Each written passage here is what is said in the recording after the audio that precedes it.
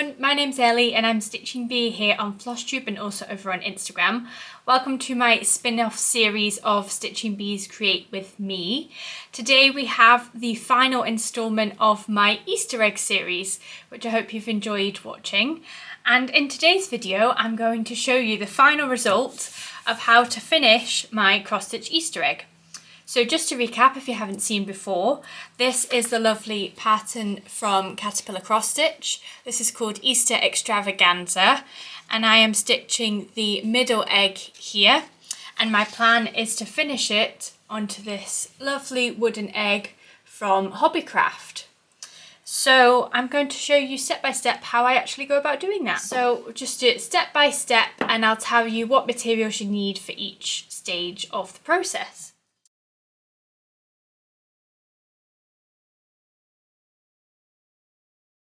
And here we have our finished laced piece. There we are. So now what we're going to do, you can see the position of it again on the egg and where we're going to have it sitting. So the next step is to cover this part of the egg basically, because it doesn't look particularly nice just on the wood. And it's up to you whether you want to cover both sides or just the side that you're actually mounting the fabric on, whichever you prefer. So you could use fabric, but I find it easier to use paper. So I have got lots of the lovely books from the Works in the range with the different decorative papers. So I'm going to have a little look through those and we'll see which ones work best. So I've picked out two of my favourite ones. This one is foils. I don't know if this is the Works of the range. Doesn't actually say, but one of those places. And I'm just going to basically just have a little flick through and see what I think works. When choosing a backing fabric or paper, I always look at the colours that are used within the piece. So obviously we've got predominantly pink, like pastel shades of pink. We've got this lovely light turquoise and then the darker turquoise. We've also got yellow and we've got white. So they're the kind of colours that I'm looking for in these booklets to see what would suit the piece best. So all I'm going to do is have a little flick through them.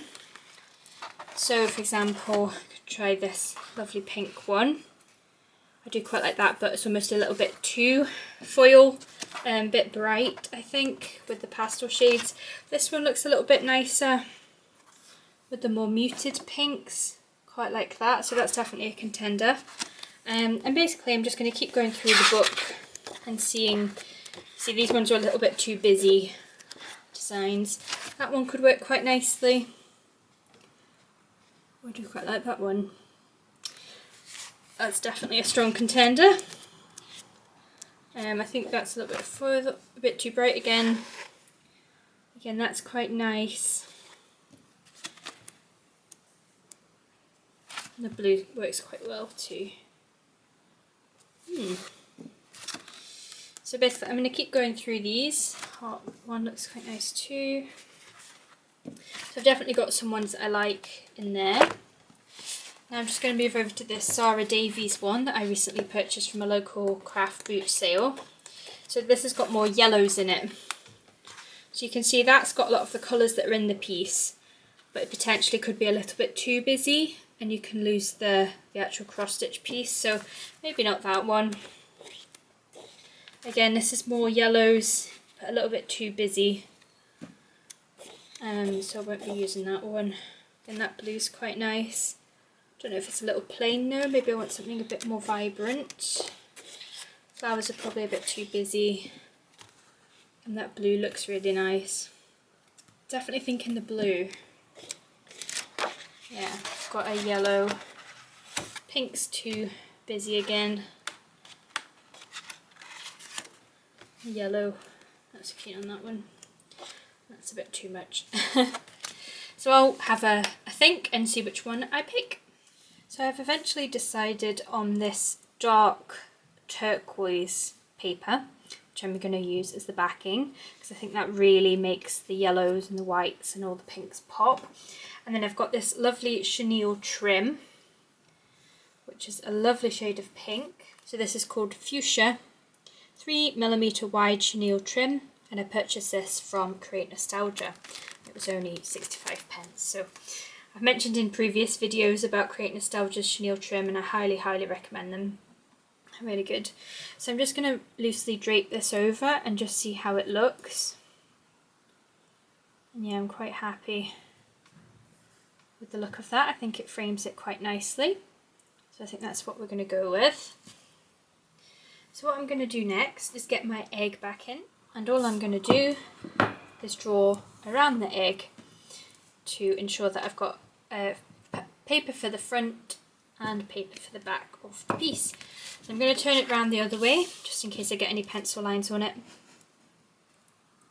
And I'm going to be quite aware of not having that much paper, so I'm going to keep it in the corner. And then I'm just going to draw around it.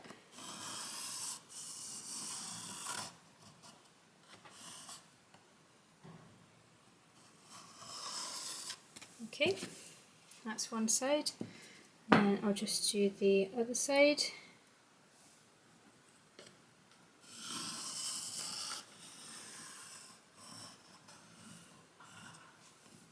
Okay, happy with that. So we're going to cut those out.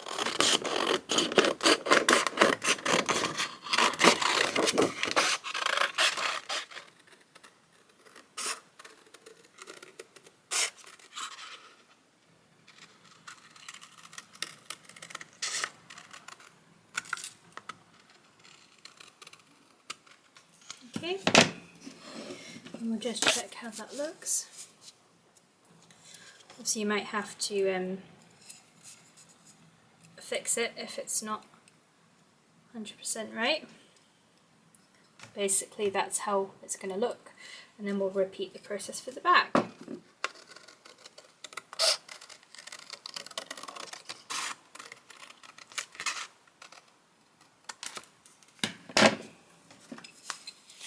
And then that'll be the same for the reverse. So we've got our 2 bits cut out. So next we're going to work out what size piece of paper we'll need to do the edge of the egg. So I'm just going to measure it with my ruler here. You can see that's probably just about 2.5 centimetres. So that's what we're going to measure and cut out. Because these pieces of paper only are 30 centimetres in length, I'm just going to do half and half. So I'm going to do 22.5 strip and then another 22.5 length strip. So unfortunately my camera seemed to stop working properly and has gone into a weird slow motion thing, and the sound has gone. So I'm just going to do a retrospective voiceover. All I'm doing here is cutting my edges for the egg.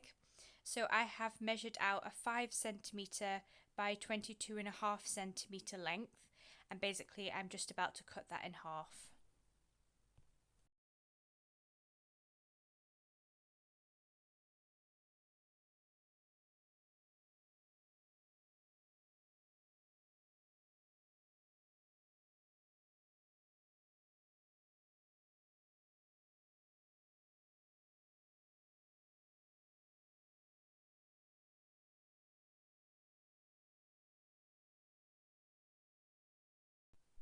So now we have our 2 pieces cut out, and we're ready to wrap them around the egg. You can see that fits quite nicely.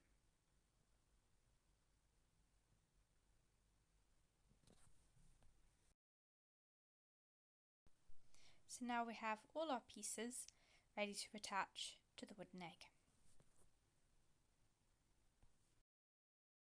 So I'm just checking to see how the paper looks. Yep, quite happy with that. So now we're ready for gluing.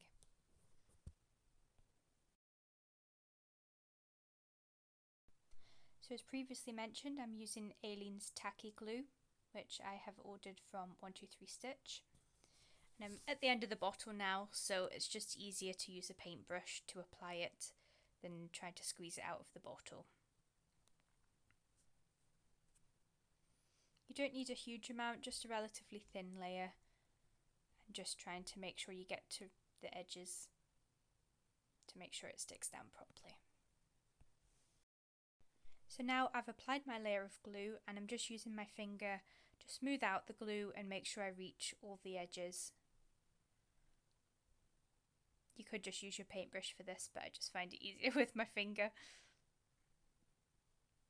And make sure you're gluing on a table that you're not too bothered about, or put a mat down because this glue can get everywhere. In my case anyway. So now we've got all our glue on, we can gently adhere the paper to the wooden egg, just making sure it covers all the wood nicely. You might have a little bit of excess, but that's okay.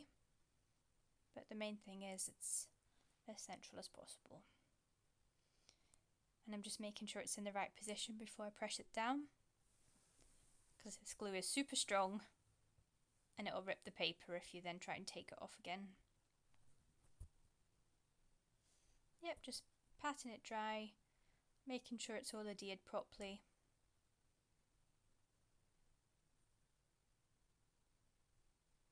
It dries super quick, so you don't need to press on it for long.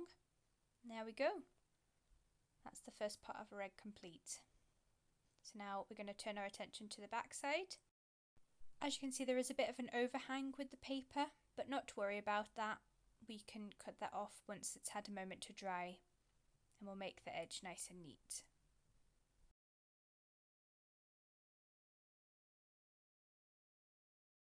So now we're going to do exactly the same again and glue the other piece onto the back side of the egg, just the same way. Okay, so I've done that now. I've allowed it to dry, and I'm going to get my craft knife and just tidy up the edges and cut off that overhang of paper.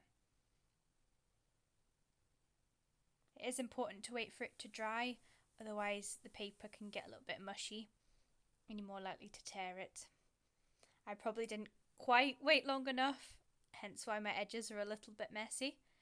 But as I explain, we're going to cover those with a trim of some description, so don't worry about that. You could use scissors if you don't want to use a craft knife, but it's just to try and tidy up the egg a little. And as I say, don't worry about those edges, we can easily hide them. So now we're going to turn our attention to the side of the egg, and we're going to use our strips and glue them around the circumference.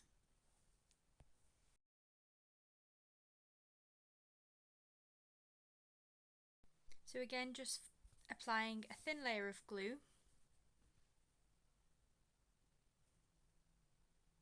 making sure they're well covered and they'll stick nicely. Again, I'm using my finger just to smooth the glue out to make sure it reaches all the edges. So now we've got to glue our strips onto the egg, and because we've only got lengths that are half the full circumference, we're just going to make sure we place them carefully so we hide the joins as much as possible. So I'm starting off at the bottom of the egg, right in the corner, and then I'm just slowly pressing it down as I go, making sure it's sticking properly and bending it around the egg. Okay, that's one side done.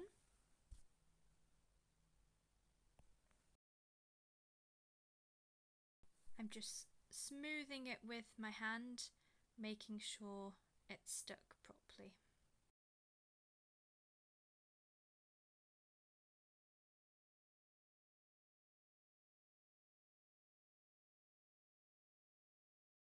So now we're going to do exactly the same thing with the second piece. So I'm just applying my glue again, making sure it covers all the edges, and I'm using my finger to spread it out again. So now we're attaching it to the egg. There can be a little overlap between the two pieces if you'd like, just to make sure the whole area is covered. And we're going to use something to cover up that join, so you don't need to worry too much about that. Again, just making sure it goes with the shape of the egg, and you can use the palm of your hand to smooth it down.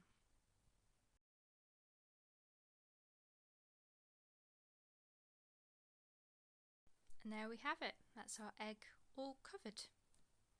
So now I've given my egg some time to dry, and I've basically just gone with a craft knife and trimmed the edges to make sure it's as smooth as possible.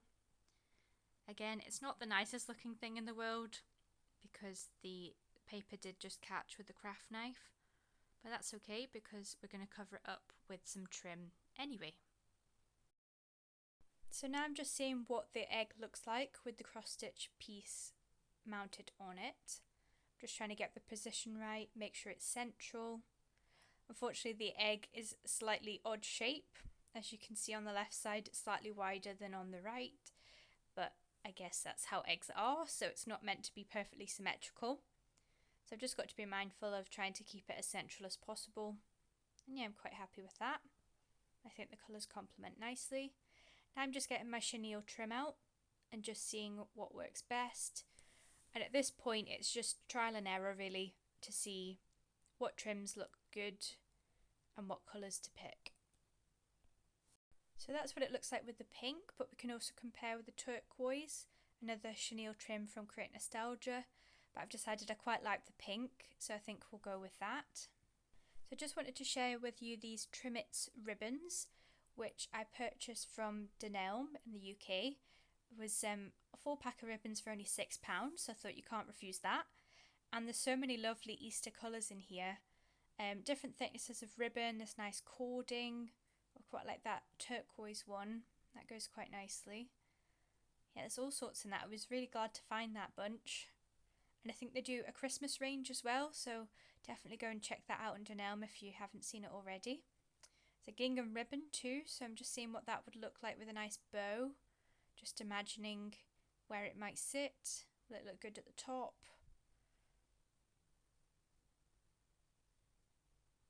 Yeah, that looks okay. Maybe at the bottom or at the side. So that, as I said before, we've got the join up the top there, so using a ribbon to cover that might be quite a good idea. But yep, definitely going to take that ribbon out.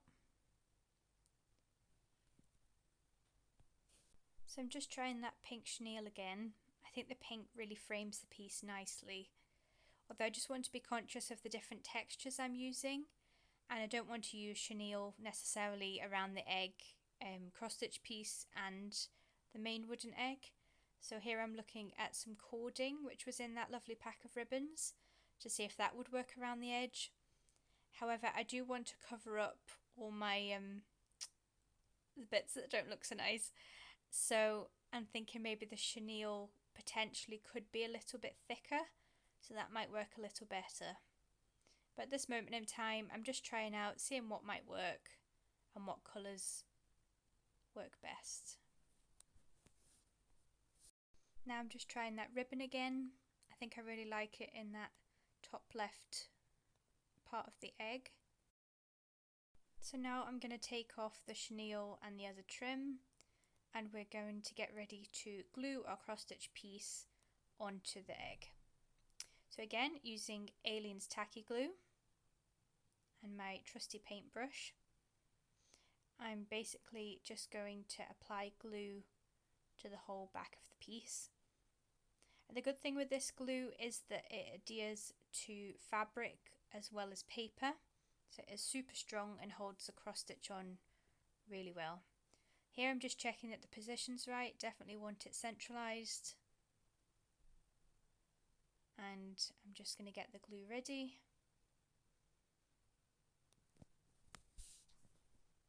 And again, just applying all over the back, the fabric and the lacing thread as well, making sure it sticks properly to the egg.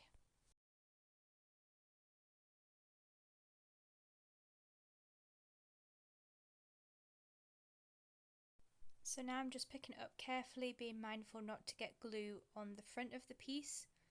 Just gently positioning it where I want it, not pressing it down at this point because the glue will stick straight away. Just make sure it's level. Yep, just moving it around slightly if I need to. Roughly looking at how many dots are on each side to see if that helps me get it centralised. Although, as I say, this egg is not fully symmetrical, so it's not the easiest thing to do. But yeah, I'm happy with that. Just keep tweaking it. I'm just picking it up to see how it would look stood up, making sure it's definitely in the middle. I'm very much a perfectionist, so I have to keep checking 3 or 4 times that it's definitely in the right place before I fully press it down, because you can't really move it once you've definitely secured it in position. So now I'm happy. I'm just pressing it down, holding it for just a couple of seconds to help the glue adhere to the paper. Doesn't need to be for long because, as I say, the glue dries quite quickly. That should be enough. You could leave it under a pile of books for a short time if you wanted to make sure it was definitely well adhered, but I'm quite happy with that. Just keep pressing it just to be sure, just to be mindful not to get glue on the front if you can help it. Although this glue does dry clear, so that is another perk of it. Can't recommend it highly enough. So there we go, that's my cross stitch piece adhered onto the egg. As you can see, I'm just pointing out the edges again, but as I say, we're going to cover that with something. So we'll just check the back. Yep, happy with that. We'll move on to the next part. So now I've got all my trims and cording and ribbons out again, and I've tried again with the Chenille Trim, but instead of the pink, I've used the turquoise one, and I think that frames it quite nicely because it almost lends itself to the slightly paler turquoise that's in the piece. The way the light bounces off it kind of glistens a little, so I'm really quite happy with that. And I think it'll be a little bit thicker, so it'll cover the edge nicely to hide up all the imperfections of the egg. So when applying any chenille trims, I'm always mindful that I don't cut the chenille trim before I start. I leave it as the full length, and I always make sure I leave a little tail to begin with, because I want to make sure that the edge is sealed nicely, and having a little tail kind of hides the overlap where the chenille trim will join. So it's always important to leave a little tail where you start, and try and start in a place that it wouldn't matter too much if you did see the join. So starting at the bottom or somewhere that's a little bit more hidden. So that's why I've started from there, and just in case you do see it, I've started from the middle of the bottom. And I think again it just kind of draws your eye to the middle of the piece and you don't really see where the join is. So all I'm doing now is getting Aileen's tacky glue out again, putting it on my paintbrush and just applying a gentle thin layer around the egg.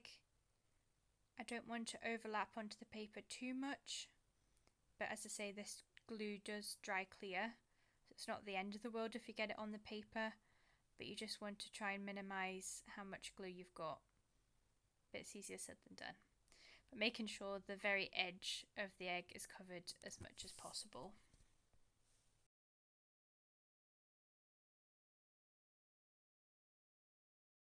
So now I'm just applying my chenille trim. As I say, I've left a tail there, not gluing that part down. And I'm just very lightly pressing with my finger, just guiding the chenille trim along that edge. I don't want to press it too much because it can flatten it otherwise and it can look a bit squashed. So you want to kind of keep the natural bounce of the chenille trim by just lightly pressing, just making sure it goes where you want it to go, and just gently following the shape of the egg. I find this bit quite satisfying actually. Yeah, it's quite relaxing doing this.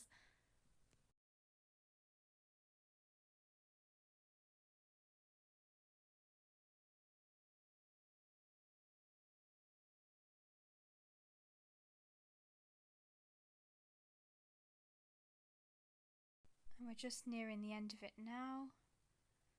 Just again, just double checking that it's definitely lying on the line and not encroaching onto any other part of it. Again, just gently pressing, making it sure it's all where I want it to go. And now with finishing off, I'm just going to pull that tail out a little bit. And I keep pressing my other end down, making sure that goes over the point where we initially started and that it overlaps. And then I'm just going to cut, leaving a little tail on the other side as well.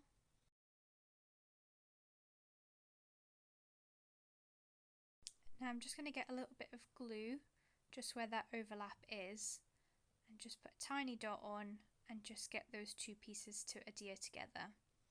I'm still going to leave the tails for the moment, and we're only going to cut those off once the glue has fully dried, otherwise the chenille trim can start to fray and it gets in a little bit of a mess. So now I'm just checking how the trim looks from a different angle, just making sure it's covered all the areas that I want it to. Yes, you can see a little bit of glue, that's not the end of the world.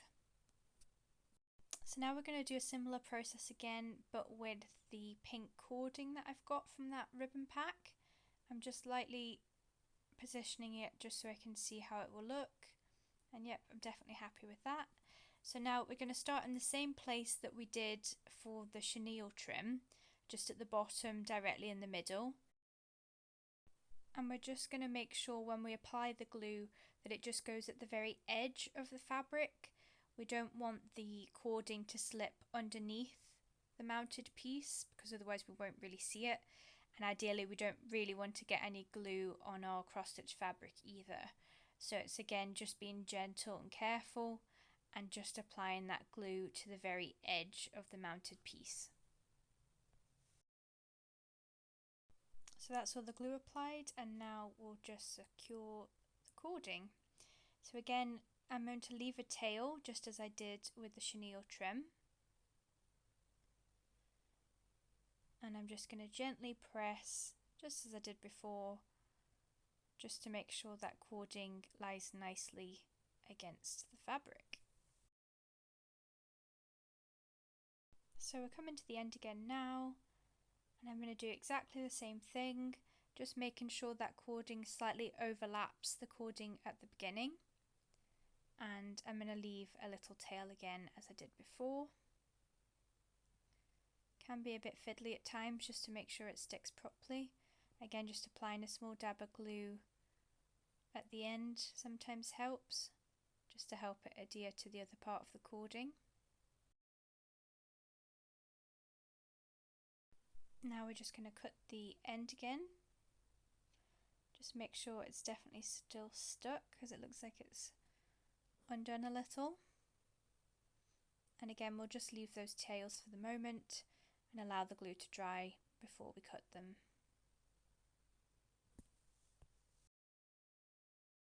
So next I'm going to show you how to make a triple bow to embellish the piece.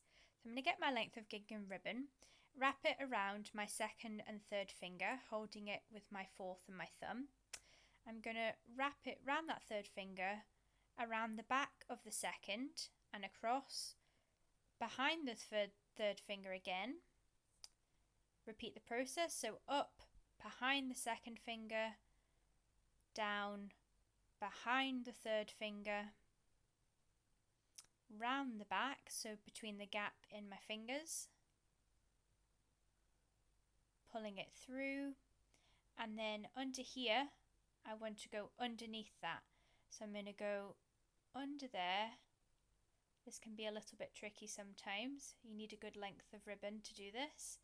I'm just tucking it underneath, sorry the camera isn't fully focusing, and I'm just going to pull it nice and tight and then slide it off my fingers, which is easier said than done.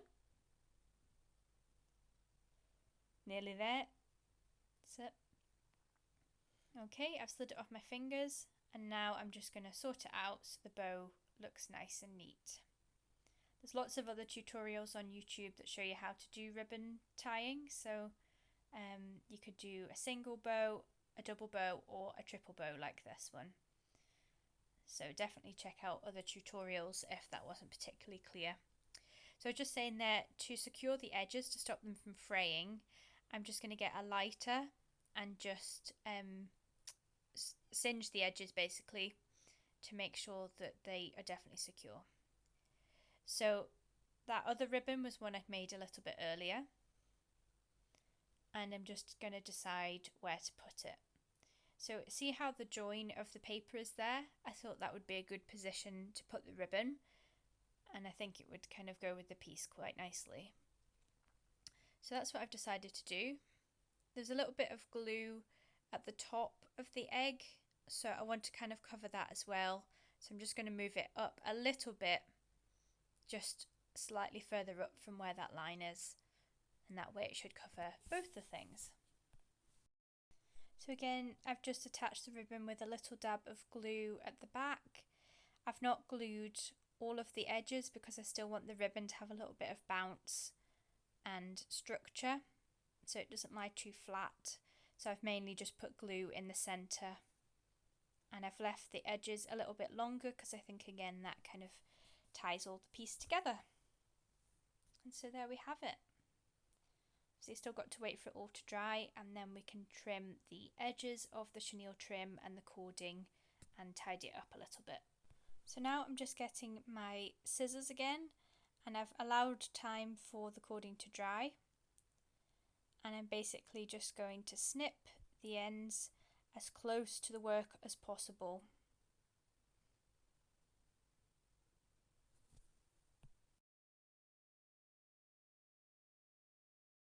So that seems to have secured quite nicely, although you could add an extra dab of glue if you feel the piece needs it. And then we're just going to do the same again with the chenille trim.